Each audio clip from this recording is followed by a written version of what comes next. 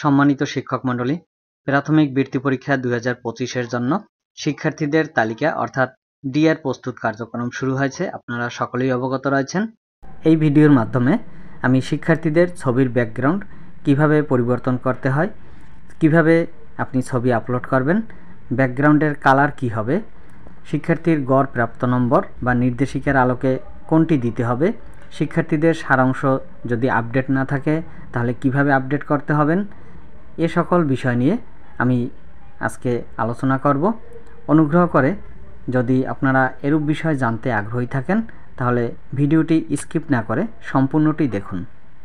DR প্রস্তুত করার জন্য আইপিএমএসে প্রধান শিক্ষকের আইডি থেকে লগ ইন করার পরে আমরা ড্যাশবোর্ডেই এরূপ একটি লিঙ্ক দেখতে পারবো এবং এখানের লেখা রয়েছে শিক্ষার্থীদের তালিকা অর্থাৎ ডিআর প্রস্তুত করতে এই লিঙ্কে ক্লিক করুন।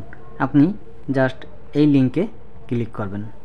শুরুতেই বিদ্যালয়ের তথ্য ও শিক্ষার্থীদের তথ্য যাচাই করতে হবে। এখানে যদি আমরা দেখি বিদ্যালয়ের তথ্য সঠিক নেই তাহলে বিদ্যালয়ের তথ্য আপডেট করুন এই অপশনে টাচ করে বিদ্যালয়ের তথ্য আপডেট করতে হবে। যদি দেখা যায় শিক্ষার্থীর সারাংশের তথ্য সঠিক নেই তাহলে এখানে টাচ করে শিক্ষার্থীর সারাংশ আপডেট করতে হবে। কিন্তু যেহেতু বর্তমানে স্বামী বা স্ত্রীর স্থায়ী ঠিকানায় বদলি কার্যক্রম চলমান রয়েছে এবং এরূপ বদলি কার্যক্রম আগামী 15 আগস্ট পর্যন্ত চলমান থাকবে। এরূপ বদলি কার্যক্রম চলমান থাকার কারণে 15 আগস্টের মধ্যে শিক্ষার্থীর সারাংশ আপডেট অথবা বিদ্যালয়ের তথ্য আপডেট করা যাবে না। যদি আপনার বিদ্যালয়ের তথ্য আপডেট এবং শিক্ষার্থীর সারাংশ তথ্য আপডেটের প্রয়োজন হয় তাহলে 15 আগস্টের পরে তথ্যগুলো আপডেট করার পরে আপনি সাবমিট করে দিবেন। তারপরে সহকারী উপজেলা শিক্ষা অফিসার মহোদয় এবং উপজেলা শিক্ষা অফিসার মহোদয়কে আপনি বিষয়টি অবহিত করবেন এবং তিনি যখন আপনার আবেদনটি অনুমোদন করবেন তারপরেই মূলত আপনি আপডেটকৃত তথ্য এখানে দেখতে পারবেন। আমাদের বিদ্যালয়ে পঞ্চম শ্রেণীতে অধ্যয়নরত শিক্ষার্থী 13 এবং পঞ্চম শ্রেণীতে মোট ছাত্র সংখ্যা 6 এবং পঞ্চম শ্রেণীতে মোট ছাত্রী সংখ্যা 7, অর্থাৎ এখানে যে শিক্ষার্থীর সংখ্যাগুলো রয়েছে এই তথ্যগুলো আমার সঠিক আছে, অর্থাৎ শিক্ষার্থীর সারাংশ আপডেট করার প্রয়োজন নেই। তাই এখানে যে একটি বক্স দেখতে পাচ্ছেন জাস্ট এখানে টাচ করে টিকমার্ক দিয়ে দিবেন। তারপরে নিচে এগিয়ে যান যে অপশনটি রয়েছে এখানে টাচ করতে হবে। তারপরে আপনার সামনে এরূপ একটি পেজ ওপেন হবে এবং নিচে দেখতে পাচ্ছেন পরীক্ষার্থী যোগ করুন একটি অপশন রয়েছে, আমরা এখানে টাচ করব। টাচ করার পরে এখানে এখন অনেকগুলো অপশন চলে এসেছে এবং সবগুলো অপশনেই আমাদের বাধ্যতামূলক করা রয়েছে, অর্থাৎ লাল স্টার চিহ্ন দেওয়া রয়েছে। প্রথমেই শিক্ষার্থীর নাম ইংরেজিতে, তারপরে শিক্ষার্থীর নাম বাংলায়। তবে শিক্ষার্থীর নাম ইংরেজি বা বাংলা আপনি যেটি দিবেন এটি অবশ্যই শিক্ষার্থীর জন্ম নিবন্ধন অনুযায়ী দিতে হবে। তারপরে এখান থেকে নির্বাচন করতে হবে ছাত্র অথবা ছাত্রী। জাস্ট এখানে টাচ করলে পরে শিক্ষার্থী ছাত্র হলে এটিতে টিকমার্ক দিন এবং ছাত্রী হলে এটিতে টিকমার্ক দিন। পিতার নাম শিক্ষার্থীর জন্ম নিবন্ধনে যা থাকবে তাই দিতে হবে, মাতার নামও শিক্ষার্থীর জন্ম নিবন্ধনে যা থাকবে তাই দিতে হবে। এক্ষেত্রে একটি বিষয় আমাদের সতর্কতা অবলম্বন করতে হবে, অর্থাৎ শিক্ষার্থীর জন্ম নিবন্ধনে যদি পিতার নাম ভুল থাকে অথবা মাতার নাম ভুল থাকে তাহলে এক্ষেত্রে আমরা শিক্ষার্থীর পিতা অথবা মাতা তাদের এনআইডি অনুযায়ী আমরা এখানে নামটি লিখে দেব এবং তাদেরকে অবহিত করব যাতে শিক্ষার্থীর জন্ম নিবন্ধনে তাদের এনআইডি অনুযায়ী নামটি সংশোধন করা হয়। এরপরে হচ্ছে জন্ম তারিখ, এখানে জন্ম তারিখ দিতে হবে শিক্ষার্থীর। তারপরে স্থায়ী ঠিকানা, গ্রাম, ইউনিয়ন অথবা পৌরসভা, ওয়ার্ড, উপজেলা, জেলা এবং বিভাগ। এখানে সবগুলো তথ্য সঠিকভাবে কমা কমা ব্যবহার করে আপনি লিখে দিবেন। তারপরে হচ্ছে ধর্ম, শিক্ষার্থী যে ধর্মের হবে সেই ধর্ম এখান থেকে সিলেক্ট করে দিন। তারপরে হচ্ছে মাধ্যম, এখানে শিক্ষার্থী যদি বাংলা মাধ্যমের হয় তাহলে বাংলা, যদি ইংরেজি মাধ্যম হয় তাহলে ইংরেজি অপশন সিলেক্ট করুন। এরপরে হচ্ছে প্রাপ্ত গড় নম্বর নির্দেশিকার আলোকে, এক্ষেত্রে প্রাপ্ত গড় নাম্বার নির্দেশিকার আলোকে বলতে বোঝানো হয়েছে 2025 সালে যে প্রথম প্রান্তিক মূল্যায়ন অনুষ্ঠিত হয়েছিল সেখানে আপনি যে শিক্ষার্থীর তথ্য এন্ট্রি করছেন সেই শিক্ষার্থী প্রথম প্রান্তিক মূল্যায়নে গড় মোট কত নম্বর পেয়েছে সেই নাম্বারটি এখানে দিতে হবে। এক্ষেত্রে অনেকের মনে একটি প্রশ্ন থেকে যাচ্ছে, অর্থাৎ যেহেতু বৃত্তি পরীক্ষা 5টি বিষয়ের উপরে হবে তাই গড় নাম্বার কি 5টি বিষয়ের উপরে হবে কিনা? না, আসলে গড় নাম্বার হবে সে প্রথম প্রান্তিক মূল্যায়নে যত নম্বর পেয়েছে অর্থাৎ যত গড় নম্বর পেয়েছে সেই নম্বরটি এখানে লিখতে হবে।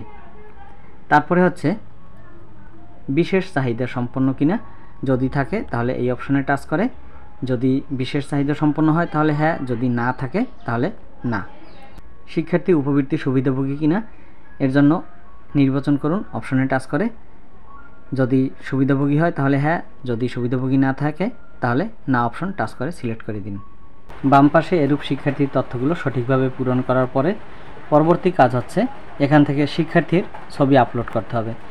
ছবি আপলোড করার জন্য ছবি আপলোড করুন অপশনে টাচ করতে হবে। টাচ করার পরে আপনার ফোনের যে গ্যালারি থাকবে সেই গ্যালারিটি এভাবে ওপেন হবে। এখানে যে ছবি দুটি দেখতে পাচ্ছেন এর পিছনের যে ব্যাকগ্রাউন্ড সেটি মূলত হচ্ছে হালকা সাদা কালার রয়েছে, কিন্তু ব্যাকগ্রাউন্ড আকাশি দিতে চাচ্ছি, অর্থাৎ ব্যাকগ্রাউন্ড আকাশি দিলে সেটি বেটার হবে। তাই ব্যাকগ্রাউন্ড কিভাবে পরিবর্তন করবেন আমি এখন সেটি দেখাচ্ছি। ছবির ব্যাকগ্রাউন্ড রিমুভ করার জন্য প্রথমে গুগল ক্রোম ব্রাউজারটি ওপেন করবেন, তারপরে সার্চ অপশনে লিখবেন বিজি রিমুভ, এটি লিখে এন্টার বা গো অপশনে টাচ করবেন। তারপরে প্রথমে যে আপনি ওয়েবসাইটটি দেখতে পাচ্ছেন এই ওয়েবসাইটটিতে আমরা টাচ করব। তারপরে এখান থেকে আপলোড ইমেজ এই অপশনে টাচ করব। আমরা যে ছবিটির ব্যাকগ্রাউন্ড পরিবর্তন করতে চাচ্ছি সেটিতে টাচ করব। এখানে একটি কথা বলে রাখছি, আপনার ছবির রেজুলেশন যদি খুব বেশি হয় তাহলে এখানে ছবিটি আপলোড হতে একটু সময় বেশি নেবে, তবে চেষ্টা করবেন ছবির রেজুলেশন যেন অবশ্যই 2 MB নিচে থাকে। দেখতে পাচ্ছেন ছবিটি চলে এসেছে। এখন আমাদের কাজ হচ্ছে ছবির ব্যাকগ্রাউন্ডের কালার চেঞ্জ করা। তো আমরা কালার চেঞ্জ করার জন্য নিচে যে অপশনটি দেখতে পাচ্ছেন এই অপশনে আমরা টাচ করব। এখান থেকে কালার এই অপশন টাচ করব। তারপরে এখান থেকে আমরা চাচ্ছি এই কালারটি সিলেক্ট করতে। ছবিটি আমরা যাতে গ্যালারিতে খুঁজে পাই এর জন্য এখানে ডাউনলোডের যে অপশন রয়েছে আমরা এই ডাউনলোড অপশনে টাচ করব। তারপরে এখান থেকে দুটি অপশন চলে এসেছে, এখান থেকে আমরা এই অপশনে টাচ করব। টাচ করলে আমাদের ছবিটি গ্যালারিতে ডাউনলোড হয়ে যাবে। তাহলে একটি বিষয় আপনারা অবশ্যই বুঝতে পেরেছেন, শিক্ষার্থীর তথ্য এন্ট্রি করার পূর্বে অর্থাৎ সর্বপ্রথম কাজ হচ্ছে কিন্তু শিক্ষার্থীর ছবি ব্যাকগ্রাউন্ড চেঞ্জ করা। যদি সঠিক না থাকে তাহলে ব্যাকগ্রাউন্ড চেঞ্জ করবেন, যদি সাইজ ঠিক না থাকে তাহলে অবশ্যই 2 MBর মধ্যে রেখে ছবির সাইজ ঠিক করে নেবেন এবং স্বাক্ষর একইভাবে আপনি রিসাইজ করে নেবেন। তারপরে কিন্তু আমরা শিক্ষার্থীর তথ্য আমরা এখান থেকে পর্যায়ক্রমে এন্ট্রি করে যাব। মূলত তারপরেই কাজ হচ্ছে ছবি আপলোড করা এবং স্বাক্ষর করা। তো এখন আমি ছবি আপলোড করে দেখাচ্ছি। যে ছবিটির ব্যাকগ্রাউন্ড চেঞ্জ করেছি সেই ছবিটি দেখতে পাচ্ছেন এবং উপরে এখানে রয়েছে ডান অপশন, আমরা এই অপশনে টাচ করব সিলেক্ট করে। আপনি যদি চান ছবিটি আরও জুম করবেন তাহলে নিচে যে জুম অপশন অর্থাৎ প্লাস আইকনটি দেখতে পাচ্ছেন সেখানে টাচ করবেন। সেখানে টাচ করলে দেখুন ছবিটি জুম হচ্ছে এবং পাশে যে মাইনাস চিহ্ন রয়েছে সেটি দিলে পরে ছবিটি ছোট হয়ে যাবে।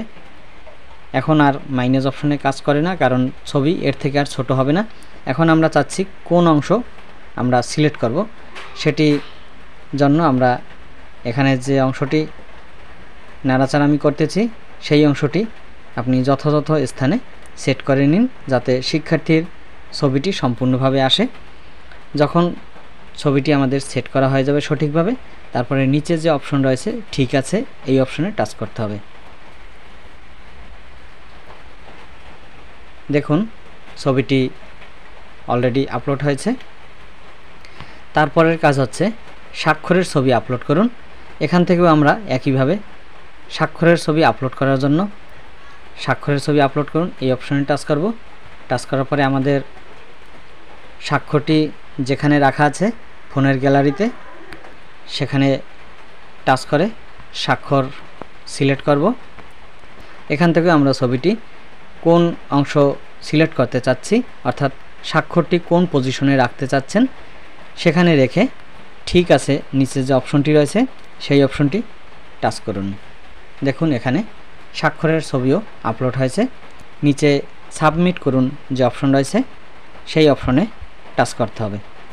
অভিনন্দন, অর্থাৎ আমি যে শিক্ষার্থীর তথ্য এন্ট্রি করেছি সেটি সঠিকভাবে এন্ট্রি হয়েছে।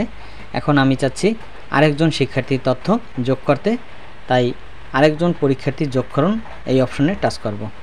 আমি একজন শিক্ষার্থীর তথ্য ঠিক যেভাবে এন্ট্রি করে দেখিয়েছি এবং ছবি ও স্বাক্ষর যেভাবে আপলোড করেছি আপনারা আপনার বিদ্যালয়ের যতজন শিক্ষার্থী পরীক্ষায় অংশগ্রহণ করতে পারবে অর্থাৎ সর্বোচ্চ 40% শিক্ষার্থীর তথ্য এভাবে আপনি এন্ট্রি করতে পারবেন।